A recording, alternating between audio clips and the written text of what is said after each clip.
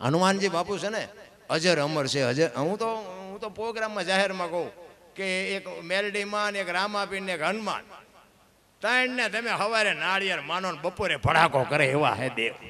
ત્રણ દેવ એવા છે બાપુ, આમ તમારે ભડાકો બોલાવે અને હાજર જ છે. અમે હમણાં કીધું એમ આ તમારે રોજ વરસાદ આવે છે હનુમાનજીના પ્રતાપે. હનુમાનજી તમને કહે છે કે હું હાજર છું, તમે ગભરાતા નહીં. વરસાદ આવે એટલે તમને પ્રમાણ, કારણ કે નજરે તો આપણી એવી દ્રષ્ટિ નથી કે આપણે નજરે જોઈએ. આપણે પાપી છે, એ આપણને હજી ભગવાને દ્રષ્ટિ નથી આપી. પણ આવા કાર્ય કરો છો આજ નહીં તો કાલ મારો નાથ કદાચ આપશે દર્શન. પણ કહેવાનો મારો અર્થ કે એની હાજરી છે, એની અનુભૂતિ તમને કરાવે ઈ હનુમાન.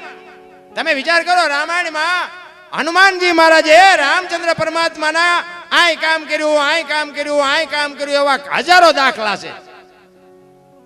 પણ આય મેં આટલું કામ કર્યું એનો મને આટલો બદલો આપો, રામ પાસે માગ્યો એવો દાખલો બાપુ આખી રામાયણમાં નથી. જો આનું નામ બાપુ ભક્તિ કહેવાય, આનું નામ સેવકાઈ કહેવાય. રાજા થવું હોય તો રામ જેવું, બાપ થવું હોય તો દશરથ જેવું, ભાઈ થવું હોય તો ભરત જેવું, દીકરી થવું હોય તો સીતાજી જેવું, માં થવું હોય તો તારામતી જેવું, ભક્ત થવું હોય તો વિભીષણ જેવું, સેવક થવું હોય તો હનુમાનજી જેવું, દુશ્મન થવું હોય તો રાવણ જેવું, એવા પાત્ર રામાયણમાં પડ્યા છે. જો ભાઈ બાપુ તમે વિચાર કરો, રામચંદ્ર પરમાત્માની 14 વર્ષ સેવા કરવા વાળો લક્ષ્મણ, પણ સંતોએ ના પાડી દીધી ભાઈ તો ભરત જેવા હોવા જો, લક્ષ્મણ નો હાલે. જો રામાયણ છે ને ઊંડા ઉતરવાની જરૂર છે. રામાયણ તો બાપુ એવો ગ્રંથ છે ને એની વાત જ નથી થાય. હું તો એમ કહું છું કે વાંચતા ન આવડે તો કઈ નહીં, વાંચતા આવડે ને વાંચો નહીં તો કઈ નહીં, પણ ઘરમાં રાખો. એક નાનું મોટું રામાયણનું એક પુસ્તક ઘરમાં રાખો, વાંચો નહીં તો કઈ નહીં. મહાપુરુષોએ કીધું કે ભરત ભાઈ તો ભરત જેવા હોવો જોઈએ, લક્ષ્મણ નો હાલે.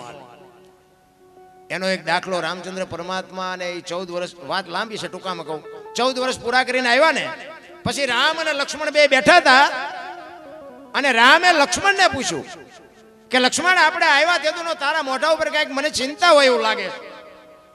તો કે ના મને ના એવું કઈ છે નહીં. કે ના લક્ષ્મણ તું કે શું છે?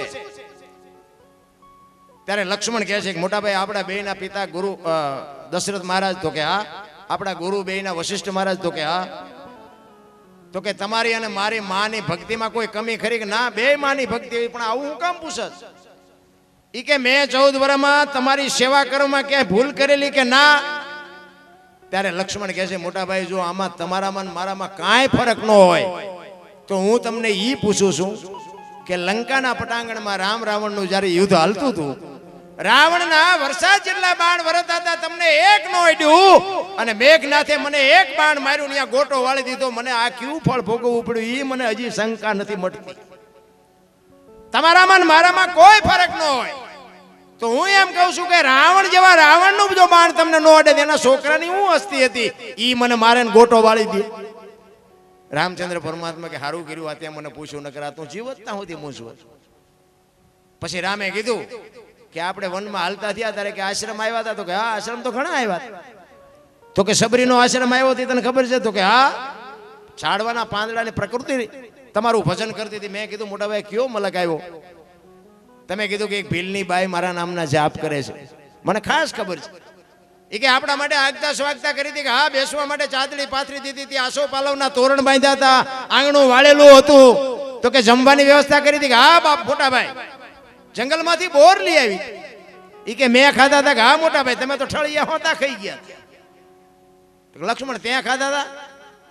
ત્યાં લક્ષ્મણ બાપુ હબાકો આવી ગયો. લક્ષ્મણ ઘરે તારી ભલી થાય તારી, 14 વર્ષમાં અહીંયા ભૂલ કરી ગયો. કે તેથી રામચંદ્ર પરમાત્મા લક્ષ્મણને કહે છે લક્ષ્મણ સુમિત્રાને મૂકી અને સીતાને માં કહેતો હોય, દશરથને મૂકી અને મને બાપ કહેતો હોય, અયોધ્યા જેવું રાજ મૂકીને મારી ભેગો 14 વર્ષ રખડવા આવ્યો હોય તો હું તને ઈ પૂછું છું ભીલડીના હેઠા બોર ખાવામાં મને વાંધો નહોતો ને તને હું ઘા વાગ્યા હતી?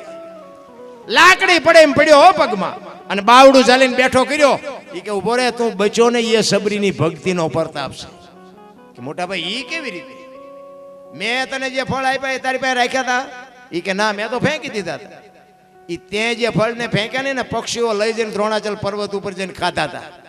એની ચાંચમાંથી બિયારણ વેરાણું હતું અને સુસેન નામના વૈદ્ય કીધું હતું દ્રોણાચલ પર્વત ઉપરથી સંજીવની લઈ આવીને આના મોઢામાં ટીપા પાડો તો બચે. ઈ સબરીની ભક્તિનો પ્રતાપ છે બાપુ. સંતોએ ના પાડી દીધી ભાઈમાં તો ભરત જ હાલે, લક્ષ્મણ નો હાલે. આપણે હાલવી એકમાં એક ભૂલ કરીને કીધું મહાપુરુષોએ કે નો હાલે, આપણે શીમાં હાલવી? શીમાય નહીં, રોટલા ખાવામાં. અરે બાપુ, જીવન મળ્યું છે, કંઈક મોજ કરી લેવાય, આનંદ કરી લેવાની વાત છે. બાકી હું તો એમ કહું કે આપણે મર્યા પછી જો ગામમાં 5 જણા હરખી તો રોવે નહીં, તેને જીવાય ન કહેવાય. જીવન એવું જીવાય, આપણી નાતનો ન હોય, આપણો હગો ન હોય, આપણા ગામનો ન હોય, પણ ખબર પડે કે ફલાણો ભાઈ વિયો ગયો, તેથી આપણા હૃદયમાં હબાકો આવે, કરે માણા જેવો માણા વિયો ગયો. એટલે કાગ બાપુને લખવું પડે, મીઠપ ભરેલા માનવી જેથી જગ છોડીને જાય, કાગા એની કાણ્યું ઘરે ઘરે મંડાય. બાપુ, હારા માણા મીટર મૂકીને નથી નક્કી થતું કે હારા માણા છે. હારા માણા તો બાપુ એ તો અગરબત્તી જેમ બાપુ પોતાના દેહ બાળીને દુનિયાને સુગંધ આપીને આ દુનિયામાંથી વ્યા જાય. મહાપુરુષોના ગાણા અમે ગાઈ છે ને, એમની પેઢીઓ અમારી અહીંયા કોથળા નથી મોકલાવતી, પણ કર્યું છે એવું એટલે અમારે ગાણા ગાવા પડે છે. એટલા માટે એકાદી વાણી કરું.